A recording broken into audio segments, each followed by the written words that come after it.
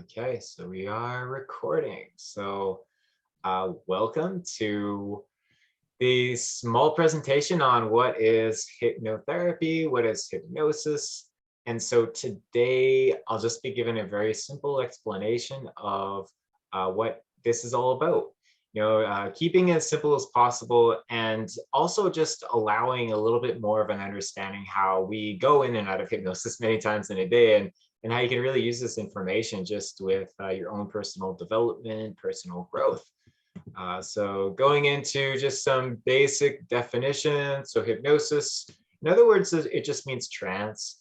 We always have these fancy words for certain simple things, but hypnosis, in other words, is simple as just going in and out of trance. So defined as the ability to relax the conscious mind to the point where our awareness can be used to access and communicate with our subconscious mind. Translated scripts and ancient records show that almost every single culture, if not every culture, has practiced it in some form, including the ancient Egyptians, Greeks, Romans, Persians, Chinese, and Indians. There has been evidence of sleep or dream temples, especially in the Egyptian and Greek culture. Ancient Sanskrit texts describe various levels of a hypnotic state. In the yoga tradition, hypnosis can be easily compared to yoga nidra, and yoga nidra is still practiced to this very day, and it is quite popular in the yoga community for really accessing that subconscious or deepened conscious state. So James Braid, the English physician in the early 1800s, coined the term hypnotism. So James Braid, just to give a little bit of a background, from what I understand from and read up about him, is he really had many spiritual teachers. He had more so a spiritual teacher from India, and he got all these teachings, and basically there was something to it. So what he did is they actually formulated it into a scientific approach. And basically, as he was bringing it through the scientific community, he was very strict with what he showed and basically how he presented it. Hypnosis, the actual word of the trance, was translated from the Greek god of sleep named Hypnos. So again, it was just a coin term, and he really just got the name from a Greek god named Hypnos. So James built up a reputation in the medical community with a conservative approach, and that actually led us to study a lot more on the scientific level of what happens when our mind drops into those more so alpha and theta brainwave states. I'll explain a little bit about the brainwave activity as well as we continue on. So hypnotherapy, just adding the therapy in there, defined as a therapeutic technique where an individual is guided into a relaxed theta brainwave state, also known as altered state or again trance state, then offered specific therapeutic suggestions. Of course, these are always communicated with the client prior to going into hypnosis. There is a series and level of trust that is needed. And of course, everyone can go in and out of hypnosis, and I'll get to that in a moment. However, where people kind of get caught up is like, can I be hypnotized? Can I not be hypnotized? That really is dependent on the level of trust. So communication, prior going into a session and working with someone is always ideal. Just builds up that rapport, builds up that trust. So the therapeutic techniques or suggestions assist the client to establish changes on a deep subconscious level, and this allows it to be long enough so they can get used to the change. Now, the therapeutic suggestions, changes, do not stick for good. They simply last longer with hypnosis. To make changes stick, a client must be willing to continually work with the suggestions or the feeling of the change until the preferred change stabilizes. Now, you don't need too many hypnotherapy sessions. Hypnotherapy sessions really just help to, again, just kind of align someone into a state that they actually prefer. So there's of course, many different techniques, and I just really want to keep this all very simple, extremely simplified. Of course, there's some advanced techniques, and that's really about diving into the root causes of certain behaviors that we have. And of course, I could explain a little bit about that later on as well. So in 1958, the American Medical Association and American Psychological Association recognized hypnotherapy as a valid medical approach. Today, hypnotherapy is used to treat pain, PTSD, anxiety, IBS, smoking cessations, eating disorders, and easily create new good habits, and of course, much, much more. So hypnosis trance is one of our natural states in life. There is the waking state, sleeping state, and then the trance state. All of these are normal states of the human psyche. Being able to go in and out of all three naturally occurring states means that you actually have a healthy mind, a natural and healthy mind. Without accessing the daydreaming state, which is more so alpha and also theta, which is considered light hypnosis. If we cannot access those states, it would be detrimental to our mind. And just kind of give you a brief example, in school, they mention whenever we learn, there are 20-minute incremental or increments of time where we could really focus. So 20 minutes, we're completely tuned in, turned on, we're acknowledging everything that the teacher is saying. And then right after that, we need time for our brain to kind of go in a sense of like a reset.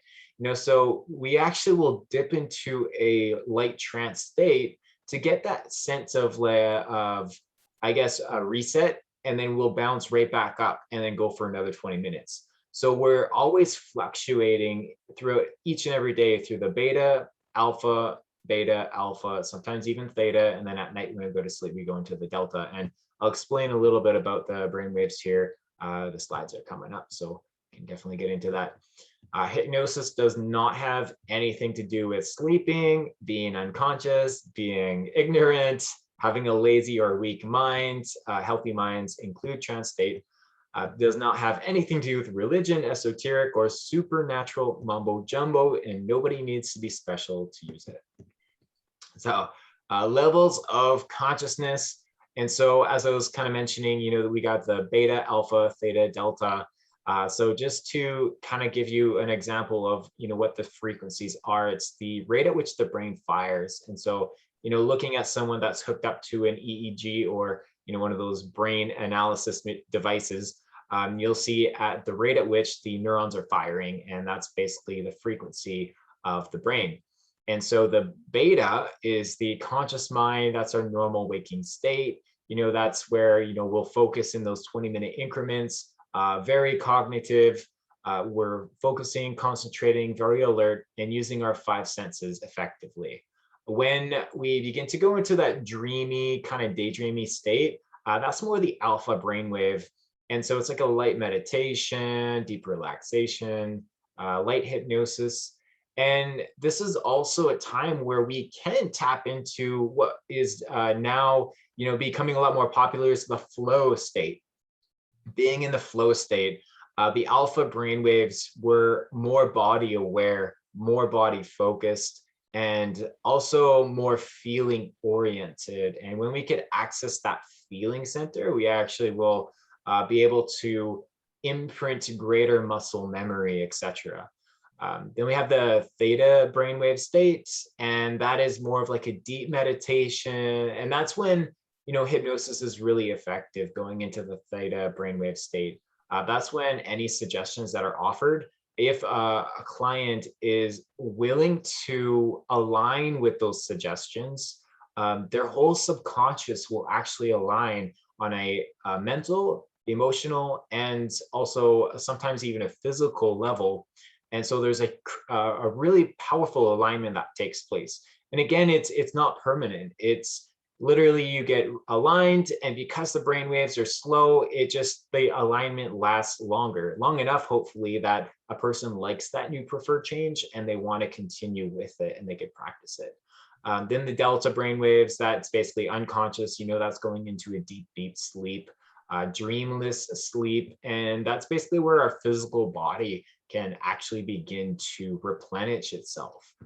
That's when, we can get those deep, nourishing sleeps, wake up feeling absolutely energized. So that's just a simplified, version of the brainwaves. And so hypnosis trance therapy is a mind-body connection form of therapy. So when the mind is in beta, it is fast-paced, and a little bit, it's still connected, obviously, to, our body. Our head's still there on our body, but we're more in like a faster pace. Thoughts are faster, switching from one thought to another is quite fast. Processing through thoughts is faster, yet information is less likely to settle or stick. When the brain waves slow down, information or thoughts have more time to really register and connect into the emotional feeling level. And that's when everything really begins to settle and stick more. The feelings, emotions rule our behaviors. So when we have a thought and we can register that thought or idea, something we learn, and it goes into our emotional body. When it hits our emotional body, we connect with that, it's more likely that it will actually drive our behavior. So it's not always good to, fill up our head and trying to learn a whole bunch of information. It's sometimes, we could know it all, but our actions don't really reflect what we know. And so this is where, slowing down, contemplating everything, getting into the emotion really comes in handy and is quite effective. So the slower the brain waves, the better we can settle into a mindset behavior alignment. So just kind of going through this, I just, there's probably a lot of text here, but I'll try to keep it as simple as possible. So hypnotherapy is most successful in a series of sessions. Now, just to kind of keep it simple, I'm going to use the example as like working out. So going to the gym, so if physically you exercise once, you might get some benefit, but you won't get the results you probably want, of building up muscle, getting into that great shape, once isn't really going to do a whole lot. So if you stop exercising, of course, your muscles will diminish back to your regular capacity. If you exercise regularly, of course, you'll get what you prefer. So hypnotherapy works in a similar way. However, it is more long lasting and beneficial. And so I'll just explain why that is. One session acts as a mind, feeling, behavior alignment to your new preferred pattern.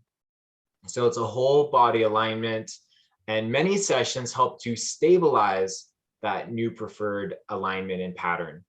And so it's kind of like a continual realignment. Now, the best thing about hypnotherapy is it's different from exercising, because once hypnotherapy sessions have helped you stabilize a new pattern, when you no longer go for hypnotherapy sessions, it is still more likely that you'll have those same benefits continuing on.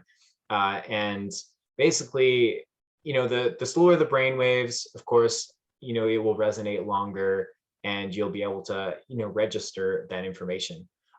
It lasts long enough. So going for continuous sessions, up to anywhere from, 4 to 8 roughly, you'll have a long enough settling effect where you feel and you get used to that feeling and that alignment, that after a while, after you got used to that pattern, it's a self-perpetuating motion, because then, your thoughts will support you, your feelings will support you, and your behaviors will support you. So it's not like working out, where if you stop working out, it no longer does anything.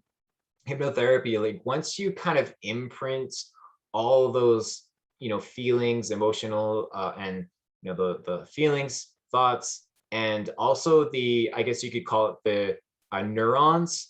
It's the whole idea with neuroplasticity. Once you align that, then it becomes a natural pattern and it becomes a habit. And that's what we want to get to. It's like a habit. Then it's like you don't really have to put that much energy into sustaining that change that you want.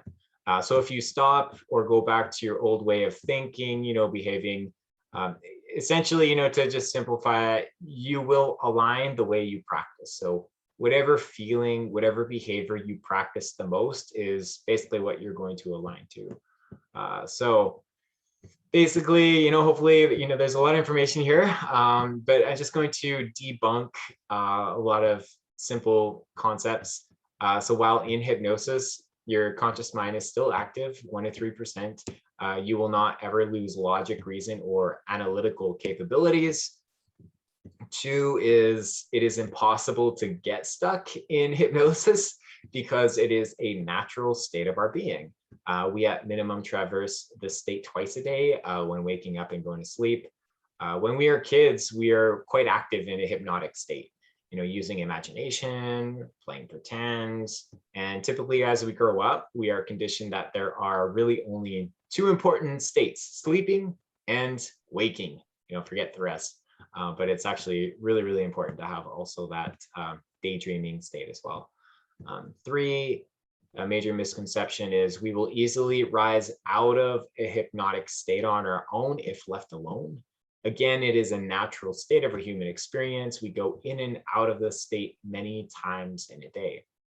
4, some people think hypnosis is a truth serum, and the client will go into fear about being forced to reveal information they don't want to reveal. Again, this is not the case. When hypnotized, because our conscious mind is still active, if there is information that's being drawn upon that the client does not wish to share, the clients will pull themselves out of hypnosis and say, none of your business, and the session will basically be over. No hypnotherapist or hypnotist has been able to force something out of someone that they don't want to share. It is against their free will. And if forced, the client will go into an overactive survival mode and the session will be over. They'll basically pull themselves out of hypnosis. If I or any other hypnotherapist is approaching on some information that you do not prefer, I highly recommend just saying, I do not prefer to say, and of course there will be respect. I don't think any hypnotherapist wants someone to be mad and storm out of their office. Number 5, you'll be able to hear everything. Now, you may be focused on my voice or the hypnotherapist's voice and not care about other sounds, but you will have the free will to tune in to anything that's happening, either outside the room, inside the room, or any of your senses. I do not have a say in that. That is one of the main reasons that people think they have not been hypnotized, because they can still hear, sense, speak while in a very relaxed hypnotic state. Hypnosis is not what actually most people think. It's kind of interesting, it's this fancy word hypnosis, but really it's something that we traverse many times in a day. So you are able to argue and think for yourself, even in hypnosis. You can accept or reject anything that I say or a hypnotherapist say. The goal is to work with you and not against you. So as you will simply reject it if working against anyone. So ideally, not wasting a session. You do not become a vegetable laying in the chair, unable to move, absorbing everything the hypnotherapists say. There are movies out there that, there's this crazy psych ward, crazy movies out there that's very fear promoting. It's all false, and of course, as a hypnotherapist, you definitely want to work with a client that's informed and who knows their responsibility, who knows if the suggestions are for them or if they're not for them. So, having that feedback of saying, hey, yeah, this is great, or no, it's not great, it's important. So going through these, some of these are ridiculous, but you be surprised what people hear about hypnosis. It's quite something. Yeah, I just watched the Netflix movie Hypnosis. I heard about that one. Yeah. I was like, that can't all be relevant, and I'm sure they, did the Hollywood thing with it. But yeah, I have been really interested in learning more. So I was like, yeah, I'm gonna watch this, and then I'm thinking like, probably not all that so true. So yeah, that's where hypnosis gets a bad rap. It's sometimes easier just to say, oh, I do subconscious therapy or I do trance therapy. It's more appropriate sometimes. So number 8, you can talk in hypnosis. I can't read your thoughts. No hypnotherapist can read any thoughts. When I ask a question, or any hypnotherapist asks a question, especially in advanced work, there will need to be an answer. You can't read someone's thoughts and expect them to answer, just by whatever. It's quite important to have a response. So yes, talking is possible. The answer is often the very first impulse or idea. It is an emotional answer, not a logical, thought out answer. It's usually the wrong answer. Our emotions will always guide us to the truth. The language of hypnosis is emotion. That's more, the subconscious. And basically, whenever always going back to the root cause of certain things, our emotions will always take us to the root cause of, certain behaviors, whether it be a habit of, smoking, drinking, drugs, or eating. Our emotions will always tell us the truth. So the ninth, which is the last one, hypnosis is not about mind control. Sorry, it's not. And I don't want to take any responsibility of controlling anyone's mind. I'm controlling my own mind. Your conscious willpower overrides any suggestions from the hypnotherapist. All hypnosis is self-hypnosis. It is up to anyone, to do their own work. It is up to your own will to accept or reject any suggestions or ideas offered. Hypnosis works with repetition over time. Entertaining, beneficial suggestions provided will be the most beneficial. But again, if a suggestion doesn't resonate for someone, it's as simple as, oh, that was neat, but not for me. They could stop entertaining it, and next thing you know, it will just kind of dissipate over time. And they're back to the regular old patterns. Forever life-changing results will not happen in one session. Of course, it does not happen in one session. However, if a person wants to 100% be in alignment with it, they can sometimes, work with it. One session is sometimes enough to catalyze them and to just continue. It's like, yes, okay, this is great. I just want to keep going with this.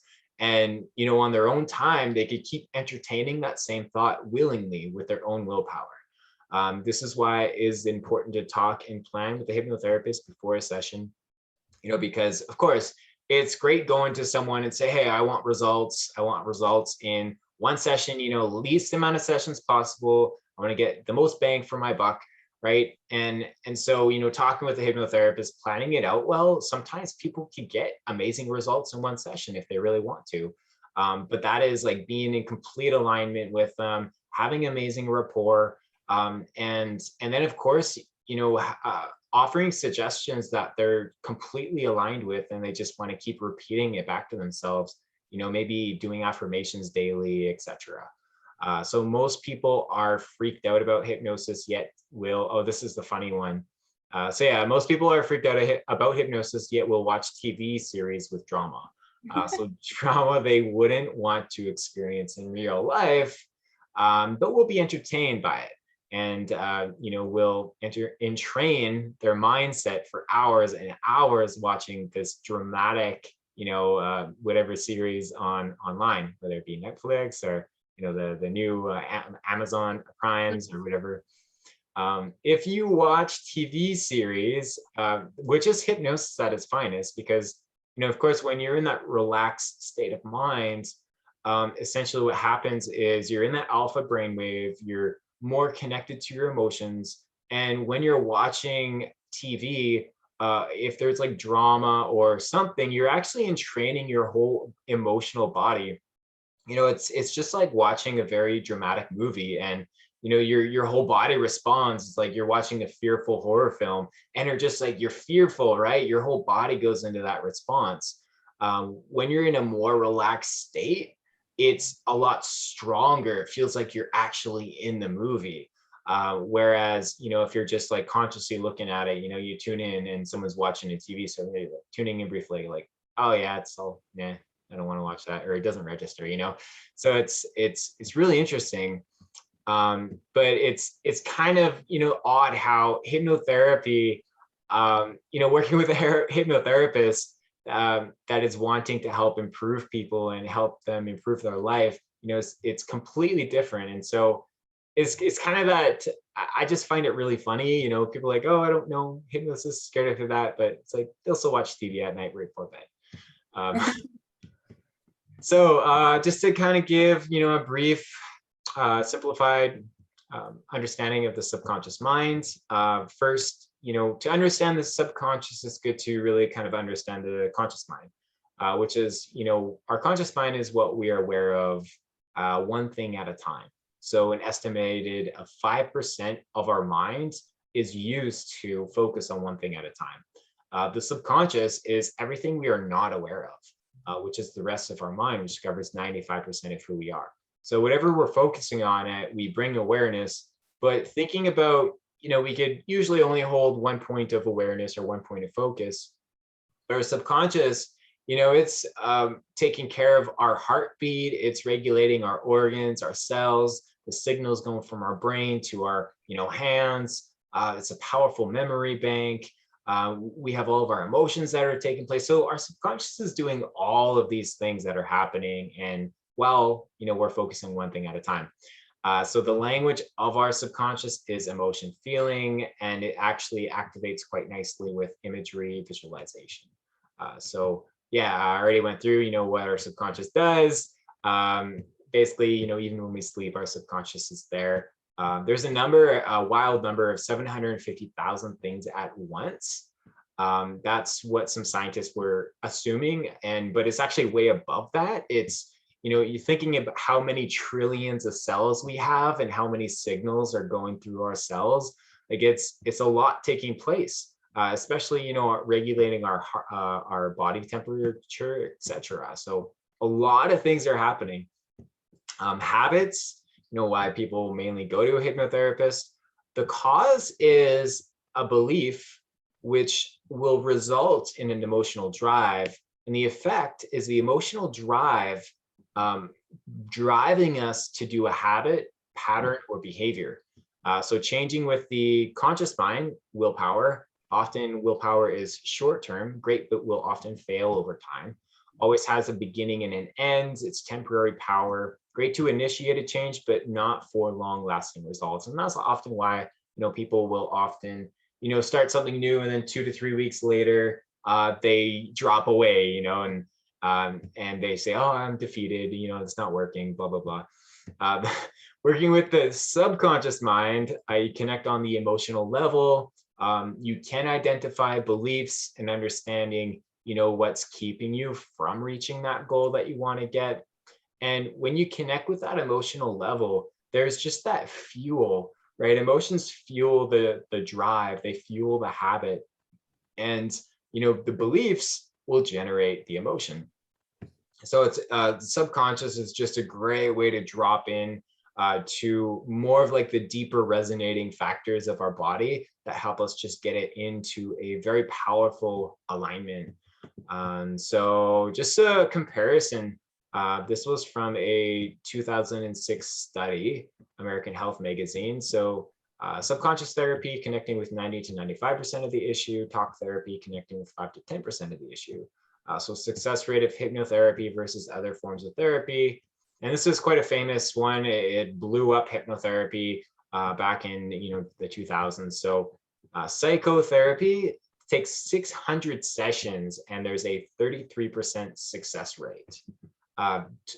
Behavioral therapy took 22 sessions and there's a 72% success rate. And hypnotherapy, in 6 sessions, there's 93% success rate. So it's quite a drastic difference when really working with the full consciousness of who we are, not just the 5 to 10%.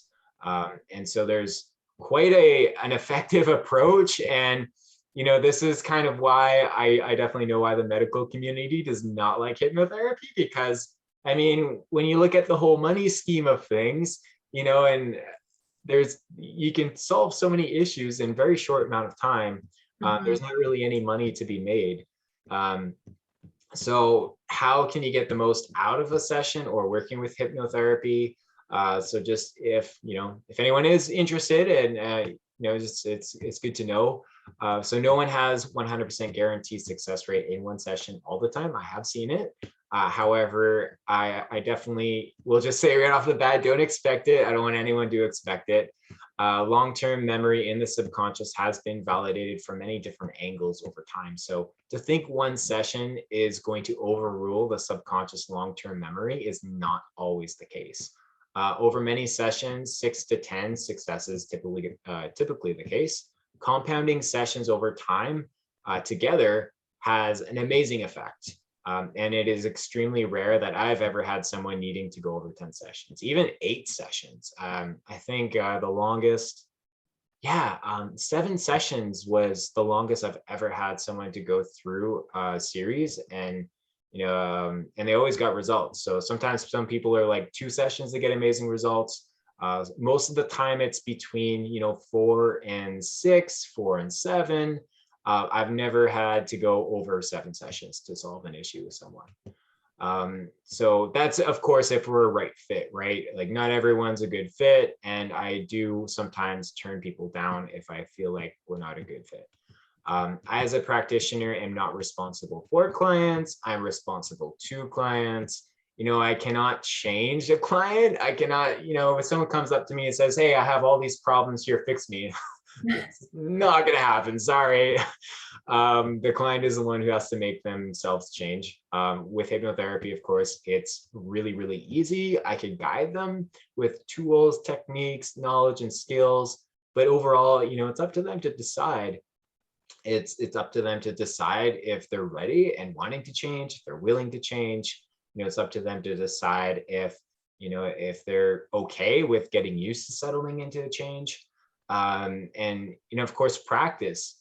And the whole fundamental with hypnotherapy is when you make a change with hypnosis or in a trance state, it does last longer. But again, if you don't practice it, it will dissolve away. It will kind of just diminish. It could take 2 to 3 weeks to diminish, depending on how much you resonate with it. But if a person's not willing to practice and continue on that path, oftentimes they'll resort back to their old ways. So it's really up to the person to decide, do they want to move forward or do they not want to? So hypnotherapy helps you realize what you need to know to simply not choose to explore the older you.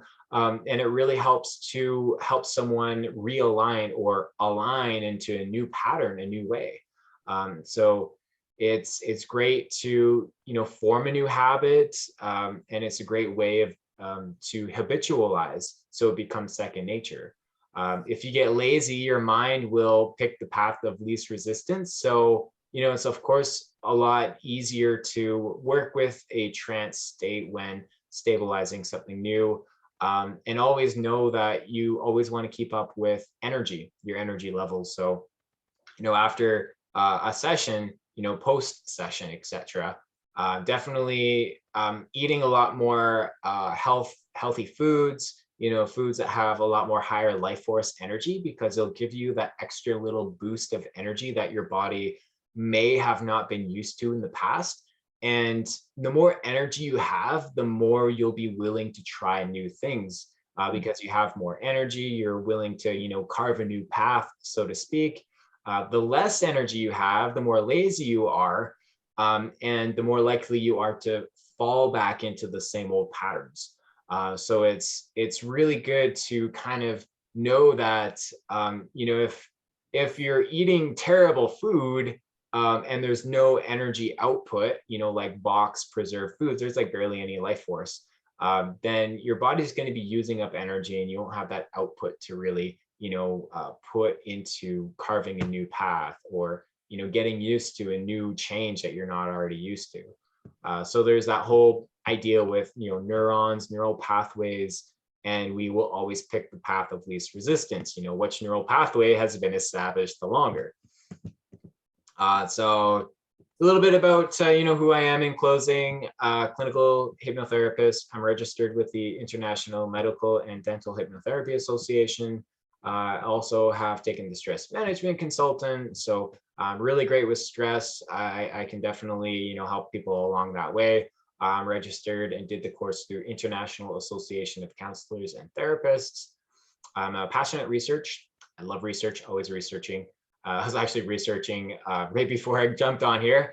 Published author. I have a book I published back in 2019 called Empowered for Change, all about the subconscious. I've done lots of public speaking before, and I'd like to get back into it. My goal and mission, I have a planetary vision, bringing peace into the world. And of course, that begins with one person at a time. How can we see world peace if we have inner conflict? It doesn't really work. So that's my world vision. And here is contact info, Michael at consciousharmonics.ca. Consciousharmonics.ca is the website. I've got lots of information on there. If you want to really make an easy way of thinking about it, just think conscious harmony, conscious harmonics. And yeah, that's basically it for this presentation. So wishing you an easy and successful transformation. Thank you so very much. I will stop sharing this right now, or recording it.